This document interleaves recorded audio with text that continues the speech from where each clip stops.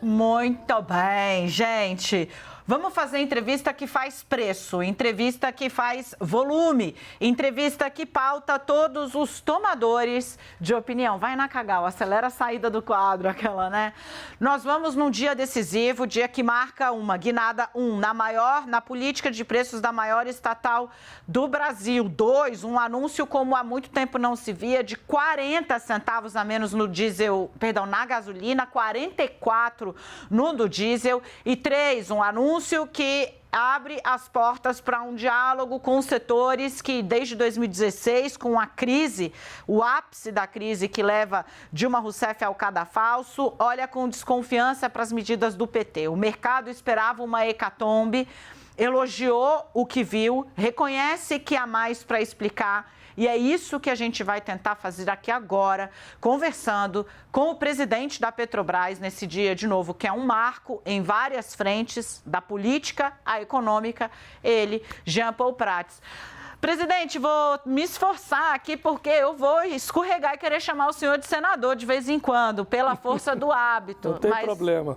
Eu quero agradecer a entrevista nesse dia muito importante, quero agradecer a sua equipe que possibilitou essa vinda aqui. Como eu disse, a entrevista que faz preço, o senhor sabe. Eu vou abrir, presidente, falando um pouco dessa percepção que está nos papers. Assim, o senhor conseguiu uma façanha. Atrelou, em termos de comunicação, atrelou o anúncio de um corte significativo no preço dos combustíveis a um anúncio de uma mudança na política econômica de preços da Petrobras e não desabou a ação da petroleira. Isso, por si só, já é uma façanha. Mas as avaliações são de que ainda não está muito claro qual é, efetivamente, a nova política de preços da Petrobras. Para explicar para quem está em casa, como o senhor tem condições de garantir que daqui 4 meses, 5 meses, a Petrobras ainda vai estar perseguindo o bom resultado para a empresa e bom preço para o consumidor, com essas balizas que o senhor diz vão nortear os negócios a partir de agora. De novo, bem-vindo. Obrigado, Daniela. Obrigado a todos e todas que nos assistem aqui. Obrigado à equipe da CNN Brasil. Daniela, de fato, a gente está conseguindo hoje explicar, e acho que a resposta do mercado é um pouco resultado disso, a lógica de se sair digamos assim, de uma prisão de um conceito só, né? Em 2017, houve razões históricas, não vamos aqui detalhar todo esse processo, mas toda uma ressaca de um processo longo, né, que acabou levando a um teste, uma espécie de laboratório com os brasileiros. Colocar o preço como se ele fosse produzido, como se todos os produtos derivados de petróleo e o próprio petróleo do qual eles resultam fosse produzido todo lá fora. Isso chamou-se paridade de importação. Atenção para esse conceito, porque é bem diferente de referência internacional. Uma coisa é o país não se excluir da comunidade internacional, fazer trocas, comprar e vender óleo, trocar tipos de óleo diferentes, comprar e vender produtos derivados e acompanhar tendências e patamares de preço de produtos e de cru e até de gás natural em alguns casos do mercado internacional. Outra coisa é como a gente estava desde 2017, hipnotizados por algum tipo de solução política que eu não consegui entender até hoje, porque só deu confusão, a começar pela greve dos caminhoneiros, que acabou com o governo Temer por causa dessa insistência, desse dogma. Este PPI, este malfadado PPI, nos obrigava a ver o mercado brasileiro como se fosse Vanuatu, pior do que o Japão. Um país que não tivesse nenhuma refinaria e um país que não tivesse nenhuma produção de petróleo. Ora, se isso fosse saudável para países que têm melhores condições, para que todos os países correriam atrás de produzir petróleo? Para que todos os países correriam atrás de ter algum parque de refino ao longo das últimas décadas? Hoje nem tanto, mas ao longo das últimas décadas. Se não houvesse vantagem competitiva, se não houvesse vantagem para o país ter refinaria ou ter petróleo próprio, de que adiantaria, né? Por que vários países, inclusive nós, inclusive durante todos os regimes políticos que nós conhecemos, desde Getúlio até hoje, passando por ditadura militar, passando por governos mais progressistas, Nova República, todos eles, todos, absolutamente todos, nenhum disse: vou parar de correr atrás da autossuficiência em petróleo porque ela não serve para nada. Pois bem, o PPI é jogar a autossuficiência em petróleo fora. O PPI é jogar a competitividade, a atratividade, a vantagem de se ter refinarias brasileiras fora. Então hoje a gente se liberta, se alforria desse dogma, dessa miragem que foi esse PPI e que, aliás, foi pouco praticado, inclusive, ele foi muito mais falado do que praticado, e a gente volta a praticar, para responder a você, uma política de uma empresa normal, uma empresa que faz preço de acordo com as suas vantagens. Então, se você é meu consumidor, e agora lembrando, consumidor da Petrobras é a distribuidora, porque venderam a BR, então o consumidor nosso que eu estou falando é o cliente distribuidora que compra na porta das nossas refinarias, nós temos que ser a melhor opção deste cliente. É isso que nós vamos fazer, otimizando o uso da nossa logística, otimizando o uso das nossas próprias refinarias, dentro das nossas áreas de influência de cada refinaria, no alcance delas, sendo a melhor alternativa. Presidente. Basicamente é essa a primeira explicação que eu posso dar sobre a nova política. Ótimo, eu tenho duas questões aqui para fazer, porque é o seguinte, né?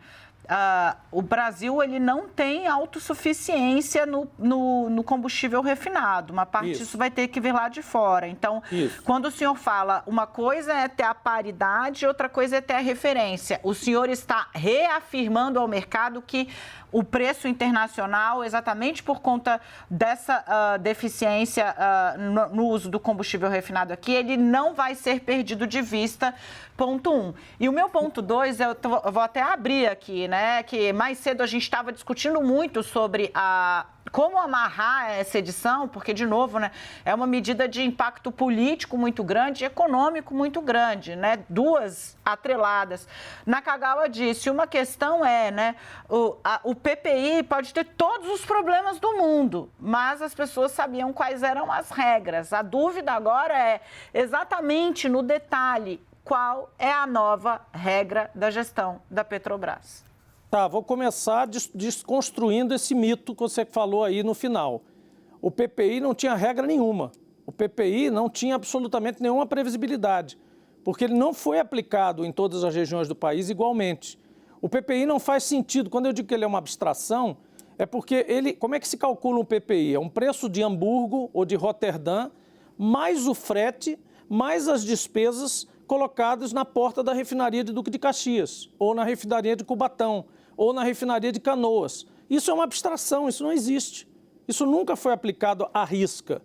Ele poderia ser um parâmetro, uma referência, mas um dentre vários que as empresas usam para fazer seus preços mundo afora, principalmente nas economias que nós costumamos admirar da Europa, enfim, as mais estáveis. Não estou nem falando dos Estados Unidos, necessariamente China, são pontos fora da curva, mas as economias ali que lidam com mais competitividade e tudo. E que, inclusive, tem alguns países desses estatais como a nossa, como no caso da Noruega, que tem a Equinor. Então, essa previsibilidade, entre aspas, também é meio mitológica. A nossa deverá ser a mesma de qualquer empresa que faz os preços. Quando houver, e aí voltando para a primeira parte que você falou da autossuficiência em diesel, por exemplo, nós, país, realmente não temos autossuficiência em diesel, como durante muito tempo estivemos perto da autossuficiência de petróleo, mas não tínhamos ela 100%. Isso quer dizer que o rabo tem que abanar o cachorro, ou seja, porque eu importo 10% ou 2% ou 1%, eu tenho que fazer o preço dos outros 99% em cima do 1% que eu preciso? Não. Há uma vantagem de estar quase chegando ou no limiar de uma autossuficiência. E mesmo que, vou dizer uma coisa agora mais impactante ainda, eu acho que mesmo um país que seja autossuficiente em petróleo, em diesel, em gasolina, em tudo, né? Custo a imaginar aqui um que não seja exportador bruto de tudo que exista, este país também não pode se desgarrar totalmente da referência internacional. Ele vive na comunidade internacional. Os países que fizeram isso não se deram bem. Eles sofreram daquela chamada doença holandesa. Eles deram de graça gás, como no caso da Bolívia, ou diesel, como no caso da Venezuela, para os seus cidadãos, acreditando que iam, assim, turbinar a economia com um combustível muito mais barato, totalmente desgarrado da lógica internacional. Isso não dá certo também. Agora, dizer isso não quer dizer que, do outro lado, você tenha que sofrer a volatilidade da Ucrânia, da Alemanha, imediatamente em tempo real e em dólar, no Brasil, impondo isso aos brasileiros, como foi feito em 2022. Perfeito. Pela mera dogmática de manter um PPI que é, como eu disse, miragem, e por a expectativa muito longínqua de que alguém se interessasse em comprar refinarias que eu resolvi vender. Eu não, o Bolsonaro e a turma dele. Então, para fazer isso possível, para agradar, digamos, esse cenário de venda das refinarias, era necessário quase que impor à risca aquele PPI. E aí, quando a coisa deu a crise internacional de preços, os próprios gestores responsáveis por isso ficaram num dilema terrível. O que é que eu faço agora? Porque eu vou perder a eleição graças a essa teimosia. Aí surgiu a brilhante ideia de ir tirar dos cofres dos governadores através dos tributos. Ora, a coisa mais fácil que existe para baixar preço de alguma coisa é ir lá e tirar o tributo. Isso aí até eu faço. Quem sabe governar fazendo isso não precisa ser muito inteligente, só que é uma questão extremamente cruel. Deixa eu ajudar aqui, vamos fazer o seguinte, já temos um bom terreno para girar, aviso aos meus colegas, né, o desafio é duplo, porque entende do setor de óleo e gás e é político, senador da República, então... Se isso é bom ou ruim, mas... É bom, o problema é a gente que lute para poder conseguir fazer, todo mundo quer participar dessa conversa, eu começo com o Fernando Nakagawa, então peço ajuda ao senador, presidente da Petrobras, nesse dia que marca uma guinada no rumo da maior estatal do Brasil e também na relação do lulismo com os setores médios aí da classe média, setores da classe média. Fernando Nakagawa, eu começo com você, o entrevistado é todo seu. Obrigado, Dani. Presidente, duas dúvidas. Primeiro, tirando todos esses penduricalhos do modelo que deixa de existir e que não tinham relação necessariamente com os custos relacionados à Petrobras. O senhor acha que, observando o mercado hoje, quanto a menos a Petrobras consegue vender na porta da refinaria em comparação ao que tínhamos no PPI? Tudo já está sendo entregue hoje ou ainda há alguma margem adicional a ser retirada? E olhando o balcão do outro lado, olhando a Petrobras, quanto isto vai significar em queda da margem de lucro da empresa, presidente? Nenhuma coisa nem outra, Naka. Desculpe, nós vamos implementar esse modelo aos pouquinhos. Aliás, nós já vínhamos implementando ele desde o início do ano e alguns disseram, eu vi vocês falando anteriormente, alguém perguntou por que não fizeram isso antes, tinha uma margem para reduzir e tal. Porque nós não podíamos anunciar, né, antes das devidas aprovações internas, né, do próprio processo de governança da empresa, a questão do fim do PPI. Então, por isso que as pessoas ficaram... Nossa, eu me encontrava na rua, eu já estava com cara de PPI, assim, as pessoas cumprimentavam antes de dizer bom dia e falavam do PPI. E eu dizia, calma, isso vai ter que acontecer com tranquilidade, com parcimônia, porque isso é um processo dentro de uma empresa aberta. Nós precisamos fazer todo um processo, não é, de remodelação de como formatar esse preço internamente para, então, anunciar e, aos poucos, ir implementando isso de novo. E o que é esse modelo? É um modelo de otimização bastante complexo que todas as empresas de petróleo têm, que consiste em equacionar todas por exemplo, os percursos de chegada a qualquer lugar de ponto de venda.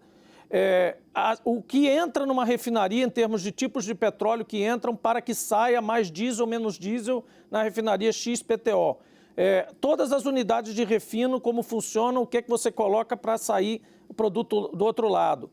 Todos os percursos logísticos, todas as opções dos seus concorrentes, como que eles chegam, quantos dias eles levam para importar, quantos dias eles levam para chegar de Canoas a Santa Catarina ou em outro lugar. Então, todo esse emaranhado de equações, que é uma coisa chamada programação linear, que as pessoas conhecem, é muito mais complexo do que um PPI abstrato que absolutamente jamais foi empregado totalmente. Então, este modelo, ele vai, na verdade, o resumo dele é o seguinte, ele vai até o máximo que é o chamado custo alternativo do cliente, ou seja, é a hora que o cliente vai embora, ele diz, olha, está tão caro que eu não vou comprar mais de você.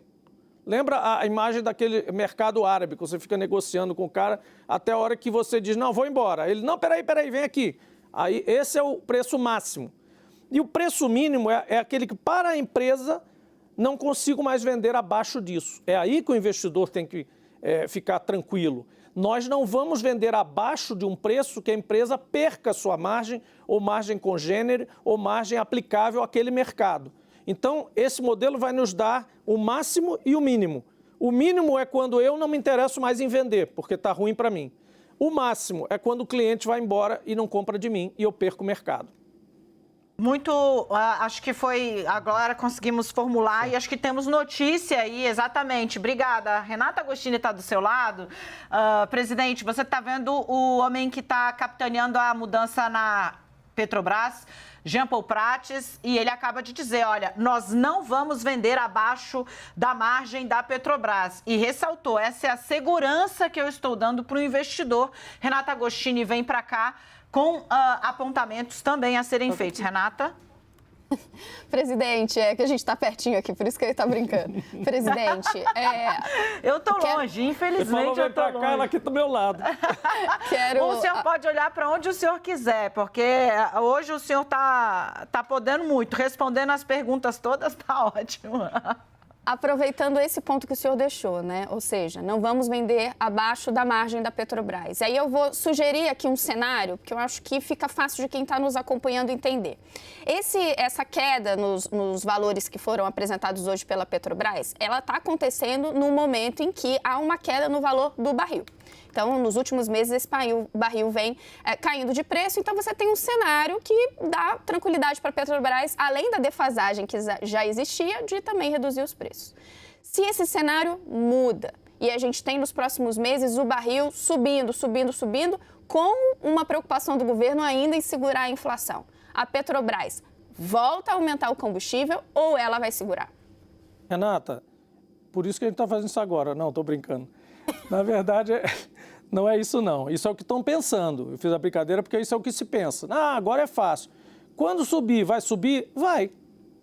Vai subir, mas vai subir na mesma hora, na mesma proporção, na mesma volatilidade que em 2021 e 2020 e 2022? Não. Positivamente, não, para o mercado brasileiro. Por quê?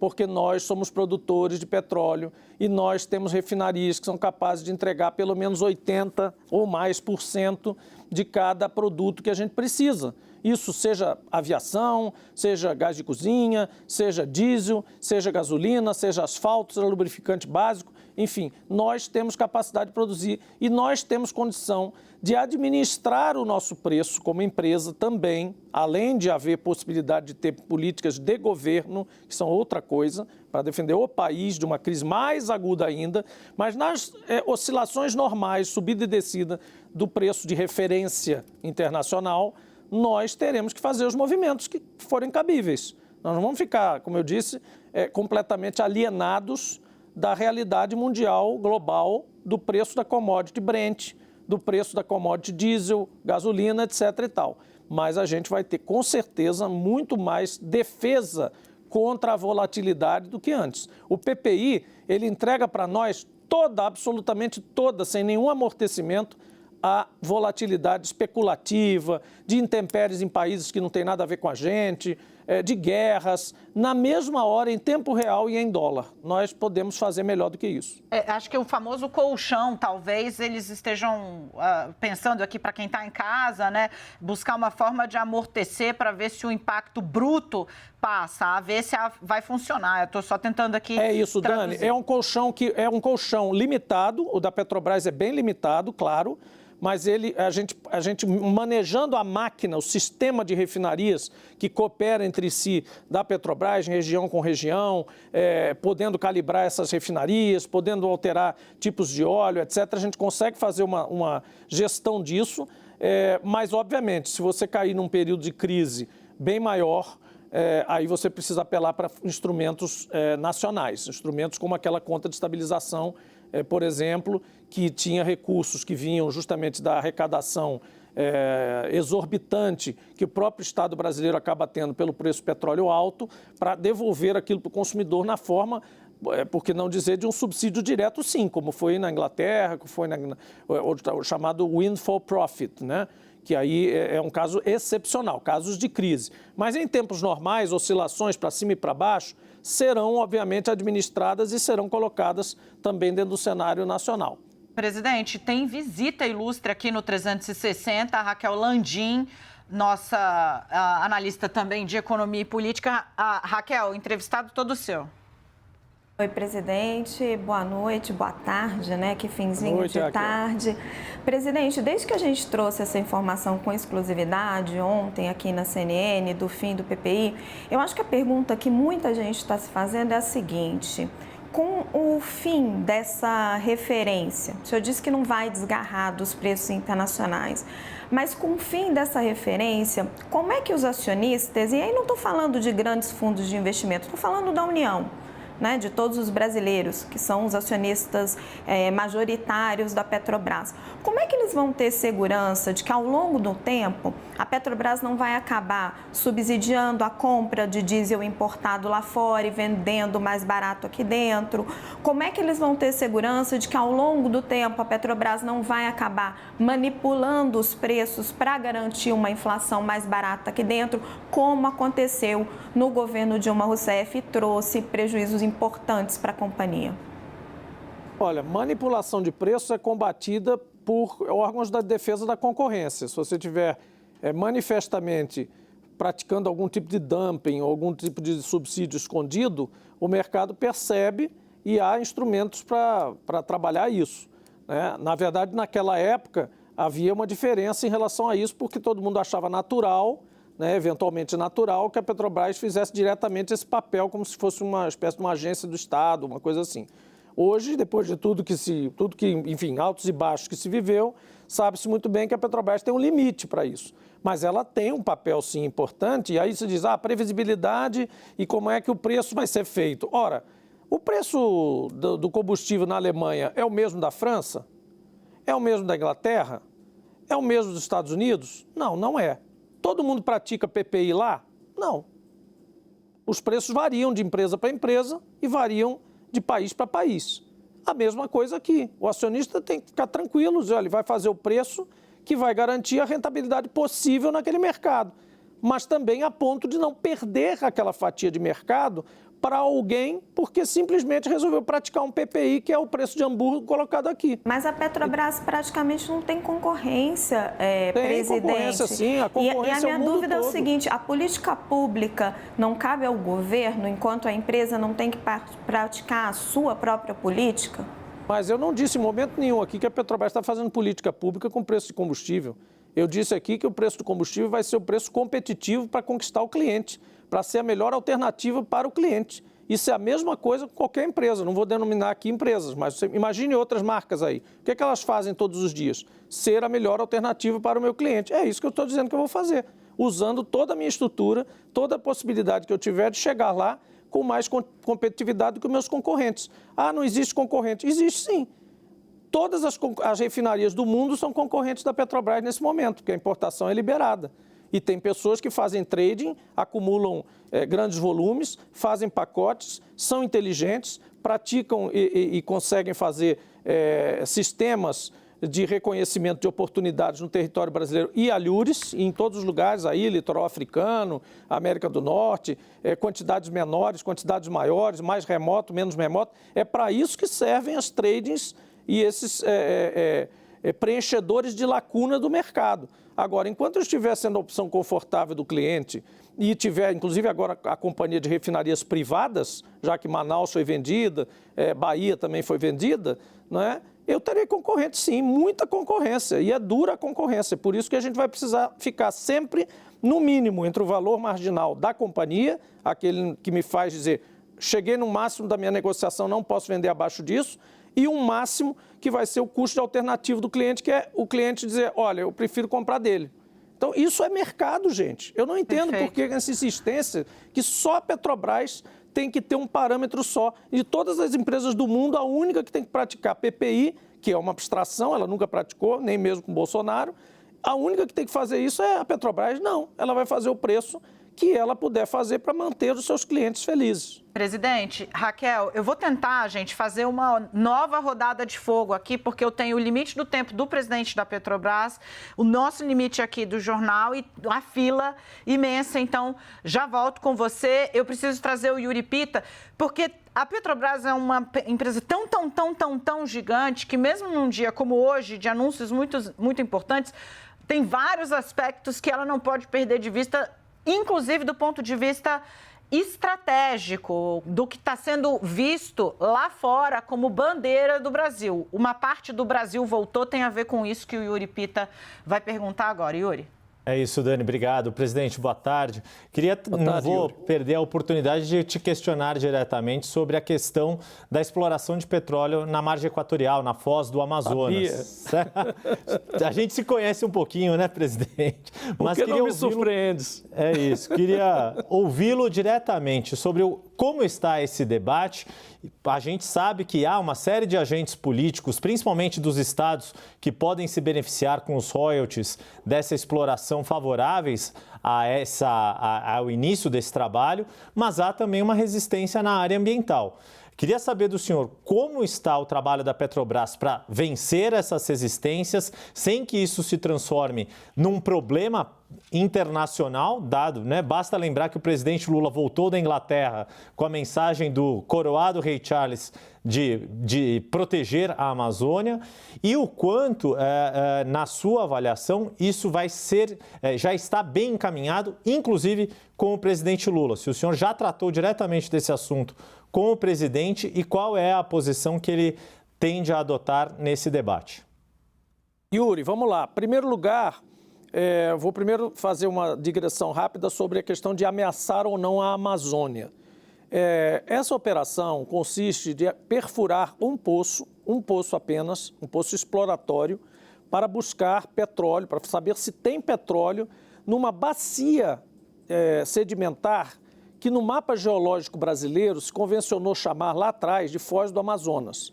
Só que ela é uma bacia gigantesca, é enorme, não é na Foz do Amazonas. É a 560 quilômetros da Foz do Amazonas, lá na divisa com a Guiana Francesa, que é onde foram encontradas algumas outras reservas importantes. A Guiana, aquela ex-Guiana inglesa, que é país independente, está hoje produzindo horrores de petróleo, né? E aí vamos falar depois por que o petróleo é ruim, a transição energética, eu chego lá já.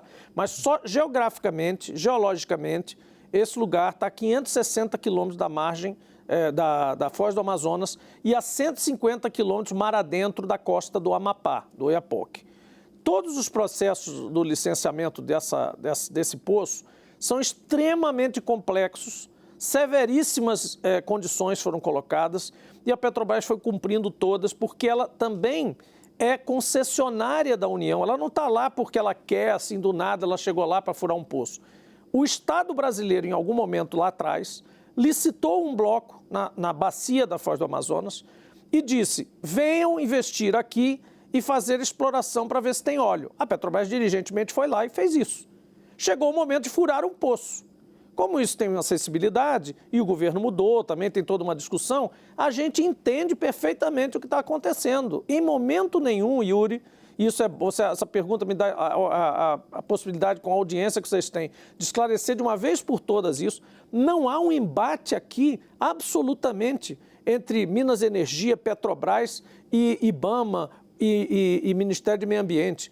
Há um debate, há uma discussão que todos os países, os Estados Unidos teve em relação ao Alasca, a Argentina teve em relação à Patagônia, em vários lugares, áreas sensíveis. Em algum momento, a prospecção petrolífera chegou lá e disse, e agora, posso entrar aqui ou não posso? Quais são as condições? O que é que você me diz? Né? Nesse caso, enfim, houve uma inversão de valores. O Estado, através da Agência Nacional do Petróleo, em algum momento lá atrás, colocou isso em licitação, arrematou-se esse bloco, a Petrobras está lá com um programa mínimo exploratório a cumprir, se não cumprir, inclusive, tem uma multa, né? Pagou um bônus por isso, e em outro momento, o mesmo Estado brasileiro, aí representado pelos órgãos ambientais, vai lá e diz, não, peraí, não é agora. Faça primeiro, o Estado brasileiro tem que fazer um estudo regional, uma avaliação ambiental de bacia sedimentar, o AAS, que é um trabalho do governo brasileiro, não é nem da Petrobras, é um trabalho do meio ambiente brasileiro, para então dizer se vamos fazer exploração de petróleo ali ou não. Então, hoje o que há é uma questão de Estado. O Estado brasileiro vai ter que decidir. E se é agora, se é depois, se essa área está liberada agora para fazer um poço, pelo menos para saber se tem óleo, e depois fazer a avaliação ambiental, que é cara e é demorada, né? Então, é esse debate que está rolando. Agora, não existe nenhuma animosidade, não existe esse espírito de nós contra eles, até porque eu, por exemplo, fui conversar com a ministra Marina, e eu disse, ministra Marina, eu sou gestora ambiental, de formação, eu tenho mestrado em gestão ambiental. Então, estamos tendo conversa aqui de ambientalista para ambientalista. E eu entendo esse caso. Hoje, eu estou presidindo uma empresa de petróleo que está em transição energética. E aí, para fechar, por que transição energética? Como é que você fala tanto em transição energética se você está querendo explorar petróleo na margem equatorial? Porque as empresas de petróleo têm uma dupla dimensão da transição energética. Uma empresa que produz água mineral, para fazer transição energética, troca um motor de bomba da água por um sistema solar. Fez a transição energética. Mas ela produz a mesma água, tem o mesmo mercado, faz a mesma coisa, com energia diferente. Uma empresa de petróleo tem que se reinventar completamente. A transição energética da Petrobras vai levar 15, 20 anos, mas ela precisa começar agora. Só que como é que ela se capitaliza para isso? Fazendo o que ela já faz. Ela não pode simplesmente trocar de repente e virar uma empresa de energia solar. Ela não pode fazer isso. A Equinor não faz isso, a Shell não faz isso, a BP não faz isso. Nenhuma das empresas congêneres está fazendo isso. Claro que nós estamos atrasados, isso nós temos que reconhecer. Passamos 7, 8 anos aí, marcando passo, fazendo nada em transição energética. Então cabe a nós uma missão complicada, que é fazer uma transição em qual a gente já está atrasado, com o dinheiro do petróleo. Olha que estranho. Mas é isso que está sendo feito. Presidente, eu sei que o senhor precisa ir, sua agenda o chama. A Renata tem uma questão, o NACA está aqui também porque já está, a entrevista obviamente está repercutindo muito. Então eu posso propor ao senhor uma espécie de pinga-fogo, bate-pronto, para a gente matar aí essas duas questões em... Fiquem à vontade, eu sou todo de vocês aqui. A gente faz tempo que não conversa, vamos conversando, não tem problema. Maravilha, vem para cá, Fernando Nakagawa. Presidente, já que a Petrobras vai começar... Tá baixinho, Naka, bota Opa, o senhor me ouve agora? Sim.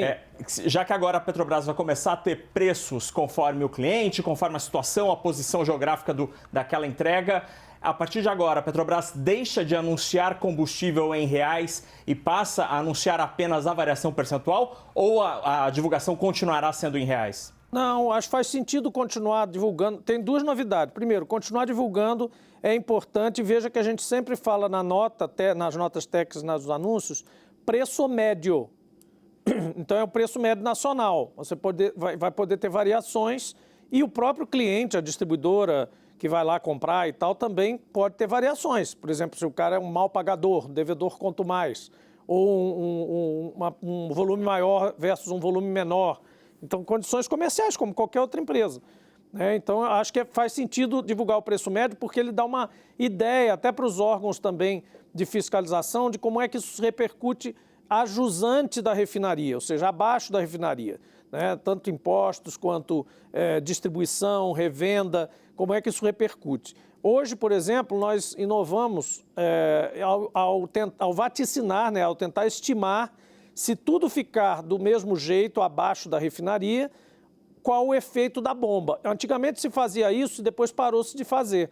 Eu acho que essa é uma coisa interessante, útil. Hoje, por exemplo, a gente fazer uma colinha aqui, a gente disse que baixou 40 centavos da gasolina e era assim, o preço médio estava em 5,49 na bomba e deveria chegar perto dos 5,20. Então, o litro de gasolina, em média, no Brasil, claro que a gente sabe que varia muito, estaria em torno dos 5,20. O diesel viria de 5,57 o litro para em torno de 5,18. Reparem que desde o último reajuste para baixo do diesel, nós voltamos à lógica brasileira de que o diesel seja mais barato que a gasolina. Isso passou quase despercebido. Ninguém falou isso. E o diesel é um produto teoricamente mais nobre que a gasolina. Porém, o Brasil tem aquela coisa do transporte rodoviário, do frete, da inflação. E nós sempre fizemos essa espécie de subsídio cruzado, mesmo que seja ligeiro. E isso é muito importante para o mercado brasileiro. Então, aqui, sem fugir das paridades, das referências, a gente está aqui praticando em torno de 5,18 para o litro na bomba do diesel.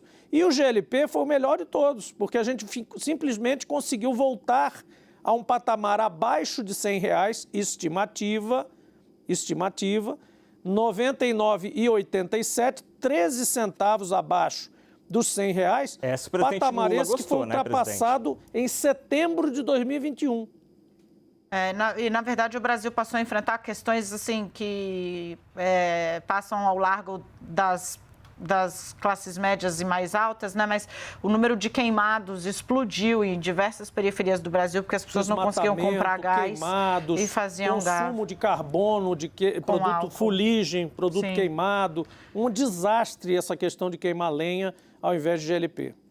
Presidente, agora a gente precisa mesmo fechar. Renata Agostini tem uma pergunta a papum. Eu quero agradecer já de saída aqui a Renata Agostini. Presidente, muito rapidamente, o querosene de aviação parece muito específico, mas as aéreas ficam muito de olho nisso e todos nós, porque passagem aérea está cara a beça. Então, como que fica, nesse caso, a política de preço da Petrobras? Renata, e passagem aérea, apesar de parecer que é uma coisa só para rico, hoje em dia ela não é que esteja acessível, porque ao contrário, exatamente o que você está dizendo, não está tão acessível assim, mas deveria. O país é um país continental. Existe um problema estrutural em relação a essa questão do transporte aéreo, não é só o combustível, é um componente importante, mas é aquele negócio, vocês estão me imprensando numa coisa que vocês mesmos me perguntaram. Pode vender muito abaixo para ajudar as companhias aéreas? Não. Então, se esse é um problema que nós temos que enfrentá-lo ao longo de todos os elos. O problema é só o combustível, é principalmente o combustível. Vamos, então, trabalhar em cima disso com as companhias aéreas, com o Ministério do Turismo, com, sobretudo, a liderança do ministro Alexandre de Silveira, que já nos chamou para um diálogo sobre esse assunto, destravar todos os gargalos que eventualmente existam ali para tentar facilitar isso. Agora, atenção, é um mercado com poucos agentes.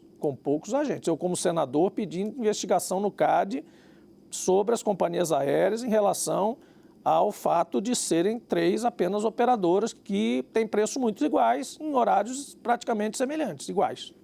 Presidente, eu quero agradecer a presença do senhor aqui, fazer uma última provocação bem rapidíssima. O senhor sabe, né, que os combustíveis foram uma parte da solução do governo Dilma I e certamente pelos manejos que o senhor garantiu aqui nessa entrevista, não tem sombra de se repetir, também foram responsáveis pelo cadafalso dela e pelo divórcio que uma parte da sociedade tem com o PT, de pegar, né, a joia da coroa dos anos Lula, que era a Petrobras, e transformar numa empresa deficitária. Então, não é pequeno o desafio que o senhor tem na mão de fazer uma mudança com esse histórico. O impacto político disso, na avaliação do senhor, qual é? O impacto político é uma empresa que vai fazer os seus preços e, portanto, colaborar com o desenvolvimento brasileiro, não só econômico, como social, principalmente, com uma lógica de empresa que tem como acionista principal, acionista controlador o governo, e também sem afugentar os seus investidores, que serão importantes para manter a continuidade dela, a financiabilidade da empresa e da sua própria transição energética. Não é? Então, assim, é um equilíbrio difícil? É uma gestão muito complicada? É também. Mas a Petrobras tem um corpo profissional excelente, cientistas também de primeira qualidade, trabalhadores tenazes. E essa é uma função que a Petrobras saberá desempenhar. Caminhar na corda bamba o tempo todo nessa questão, responder a perguntas também complicadas, mas, sobretudo, coordenar, gerir esse projeto e esse processo para que a gente não entorne o caldo nem de um lado nem de outro. Desta vez não tem erro. Nós vamos trabalhar direito e fazer a coisa certa. Jean Paul Prats, presidente da Petrobras, senador do Nordeste, está aqui no CNN 360. Muito obrigada mesmo, uma demonstração de respeito ao jornalismo, à emissora e principalmente à opinião pública, o tomador de decisão e a dona de casa que quer entender como é que isso, combustível, que impacta toda a nossa cadeia de produção está sendo gerida no Brasil. Num dia como hoje, é muito importante e é por isso que eu faço esse agradecimento e esse reconhecimento. Boa sorte, senador. Presidente, bom trabalho.